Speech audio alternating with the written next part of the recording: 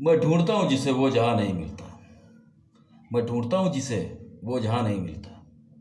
नई जमीन नया आसमां नहीं मिलता। मैं ढूंढता हूँ जिसे वो जहाँ नहीं मिलता। नई जमीन नया आसमां नहीं मिलता। नई जमीन नया आसमां मिल भी जाए, नई जमीन नया आसमां मिल भी जाए, तो नई बशर का कहीं कुछ निशान नहीं मिलता। वो तलवार तो मिल गई जिससे हुआ है कत्ल मेरा। वो तलवार तो मिल गई जिससे हुआ है कत्ल मेरा, पर किसी के हाथ का उस पर निशान नहीं मिलता। चलिए अच्छी चर्चा शुरू करते हैं। राजेश खन्ना का एपिसोड आप लोग बहुत पसंद आया, इसके लिए आप लोग बहुत बहुत धन्यवाद। लेकिन कई लोगों को एक शिकायत है, कई लोगों का कहना है कि मैंने राजेश खन्ना की कुछ आलोचना कर दी उस एपिसोड में। तो दोस्तों ऐसा है, मेरी किसी व्यक्तिगत दुश्मनी तो है नहीं। मैं वही बोलता हूँ जो सच है, जो फैक्ट है।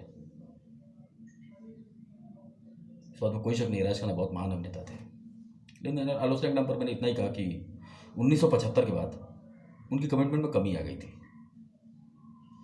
एक किस्सा बताता हूँ। 1975 में बहुत सी घटनाएं हुई थी। राजेश खन्ना का पता 1975 से शुरू हुआ था, और अमिताभ बच्चन अपने करियर की एक नई ऊंचाई पर 1975 में पहुंचे थे। 1973 में जंजीर हिट हुई थी, उससे उनको स्टारडम मिला था, लेकिन वो उस लेवल पर नहीं पहुंचे थे। 1974 में एक दो फिल्में फ्लॉप भी हुई थी, और जो हिट हुई थी वो रोटी कपड़ा और मकान थी, तो उसमें एक सपोर्टिंग रोल में थे।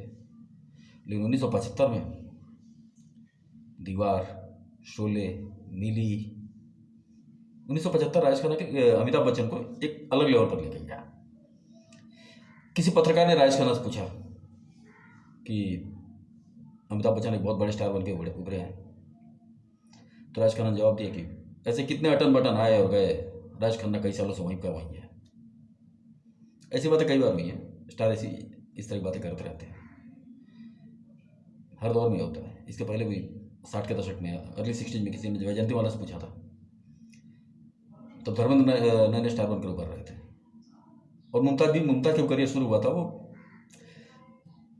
ज़्यादातर दादा सिंह की फिल्मों की हीरोइन बनकर आती थी। तो किसी ने वैजयंतीमाला से पूछा कि धर्मेंद्र नए स्टार बनकर उभरे हैं, क्या आप धर्मेंद्र की हीरोइन बनेंगी?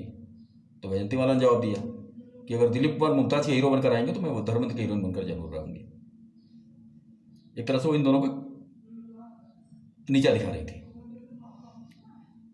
लेकिन लेट 60 जाते जाते ऐसा हो गया कि दिलीप कुमार भी मुमताज के हीरो बनकर आए, और वैजयंतीमाला भी धर्मेंद्र की हीरोइन बनकर आई।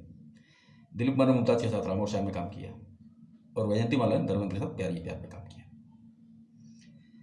तो कोई पहली बार नहीं हुआ है, ये राजेश खन्ना के बाद भी हुआ। किसी ने जैसे आमिर खान ने अपने कुत्ते का नाम शाहरुख रख दिया, तो किसी ने शाहरुख खान से इस बारे में पूछा, तो शाहरुख खान ने कहा मैंने अपने कुत्ते से पूछा था, तो उसको आमिर नाम पसंद नहीं है। तो ये होता रहता है, हर दौर में होता रहता है। लेकिन मैं कमिटमेंट की बात कर रहा था। 75 के बाद आपको कमिटमेंट में कमी दिखेगी। राजेश खन्ना ने इस बात पर कभी ध्यान नहीं दिया कि अमिताभ को जिन डायरेक्टर्स ने स्टार बनाया या अमिताभ को ऊंचाई तक लेकर गए, ये सभी डायरेक्टर्स इससे पहले राजेश खन्ना के डायरेक्टर थे, और सबके साथ राजेश खन्ना ने ब्लॉकबस्टर भी थी। जैसे अमिताभ स्टार तो खैर जंजीर से बन चुके थे, लेकिन सुपरस्टार की कैटेगरी में लाने वाली फिल्म थी दीवार, यश चोपड़ा की। जो दीवार राजेश खन्ना की फिल्म थी, राजेश खन्ना ने नहीं की तो अमिताभ को मिली।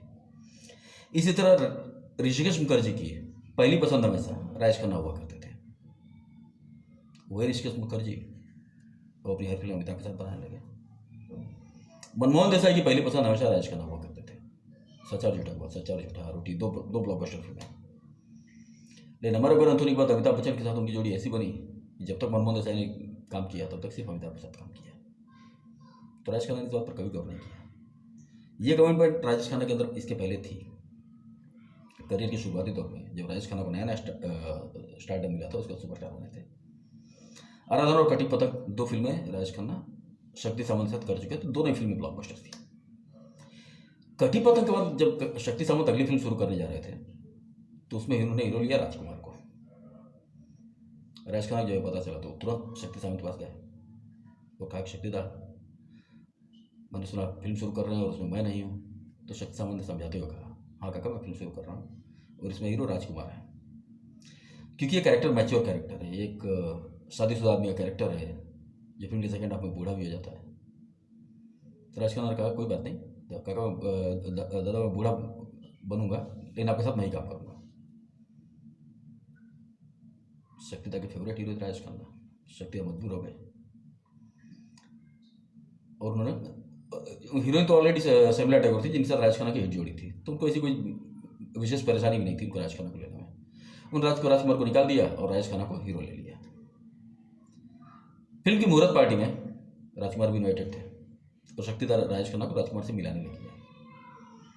और राजकुमार से जैसे राजकुमार ने राजेश खन्ना को देखा तो उन्होंने कहा कि राजेश खन्ना के ऊपर तंज कसते हुए कहा कि हमारी फेंकी हुई हड्डियाँ खाकर बहुत से कुत्ते बुलडॉग बन गए, देखना एक दिन ये कुत्ता भी बुलडॉग बन जाएगा, एक दिन ये बहुत बड़ा स्टार बनेगा। राजकुमार भविष्यवाणी सच साबित हुई। उसका तो सबको पता है जो हुआ वो इतिहास था। इसको अमर प्रेम तो ब्लॉकबस्टर हुई, उसको लगातार दाग दाग भी हुई थी और बहुत सी फिल्में हैं। और राजेश खन्ना इंडस्ट्री के सबसे बड़े सुपरस्टार बनकर सामने आए। लेकिन ये कमिटमेंट जो राजेश खन्ना के शुरुआती दौर में था और अपने डायरेक्टर के लिए जो सम्मान था, ये सिर्फ शक्ति सावंत के साथ नहीं हुआ, ये ऋषिकेश मुखर्जी के साथ भी राजेश खन्ना ने किया था। आनंद हिट हुई थी, आनंद के बाद बावर्ची बन रही थी।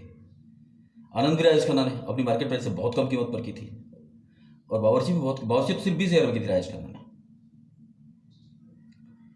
लेकिन शुरुआत में जो सम्मान राजेश खन्ना डायरेक्टर्स को देते थे उसके बाद वो सब बंद हो गया।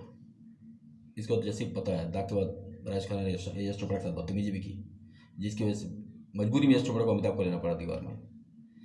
पता नहीं कहाँ वो कमिटमेंट कहाँ चली गई, डायरेक्टर्स के लिए वो सम्मान कहाँ चला गया और राजेश खन्ना के ऊपर स्टारडम इतनी बुरी तरह हावी हुआ कि उसके बाद जो हुआ वो तो सभी ने देखा।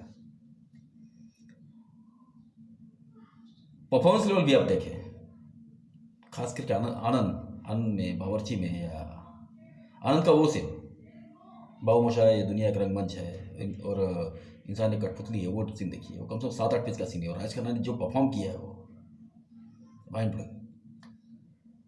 और उसके बाद की अगर फिल्में हम देखते हैं 75 के बाद की, चाहे अनुरोध हो या छैला बाबू, एक तो ये फिल्मों का चुनाव भी वो गलत कर रहे थे और वो सारे बड़े डायरेक्टर्स जो उनको लेके आइकॉनिक फिल्म बनाते थे उनके साथ उन्होंने काम करना बंद कर दिया।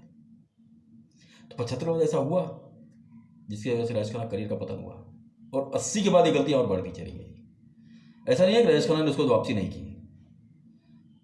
75, 76, 77 के बीच कुछ फिल्में फ्लॉप हुई, लेकिन उसके बाद फिर राजेश खन्ना ने वापसी की, दर्द हिट हुई, बंदिश ठीक ठाक चली थी, सौतन ब्लॉकबस्टर हुई थी, सौतन बाद राजेश खन्ना ने फिर वही पहुंच गए थे। लेकिन फिर फिल्मों के चुनाव में वही कमी।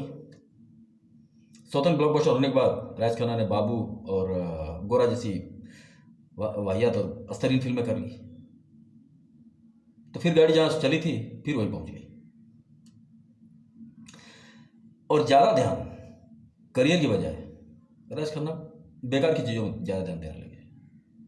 जैसे सौतन के हिट होने के बाद उनका और टीना मुनी का ट्रैक शुरू हो गया, अफेयर शुरू हो गया।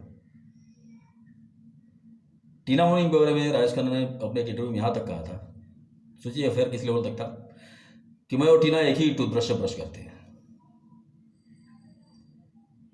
जाहिर है जब इंसान का ध्यान अपने काम से हटकर इन चीज़ों की तरफ जाएगा तो करियर का पतन अगर हो रहा है तो इसमें कोई आश्चर्य नहीं होना चाहिए। स्टारडम मिलना उतना मुश्किल नहीं है, अगर आपके पास टैलेंट है, आप मेहनती हैं, फोकस्ड हैं, तो स्टारडम आपको मिल जाता है। लेकिन ज़्यादा मुश्किल उस स्टारडम को कायम रखना होता है। इस बात में अमिताभ बच्चन की तारीफ करनी चाहिए। उनका कमिटमेंट लेवल, काम के प्रति उनका समर्पण, ये सब उनका राजेश खन्ना से कहीं ज़्यादा था। टैलेंट तो अपनी जगह सब, हर कलाकार टैलेंटेड होता है, आप टैलेंटेड है तभी आप वहाँ पहुँचे। मैं ये बिल्कुल नहीं कहूँगा राजेश खन्ना टैलेंटेड नहीं थे, टैलेंटेड थे तभी वहाँ पहुँचे थे। लेकिन कहीं ना कहीं राजेश खन्ना की कमिटमेंट का कोई ना कोई कमी जरूर थी। दोस्तों मुझे विश्वास है कि आप लोगों की शिकायत कुछ दूर हुई होगी। अगले एपिसोड में किसी और महारस्ती पर चर्चा करेंगे, तब तक के लिए धन्यवाद। आप लोग अपना ख्याल रखिए। धन्यवाद।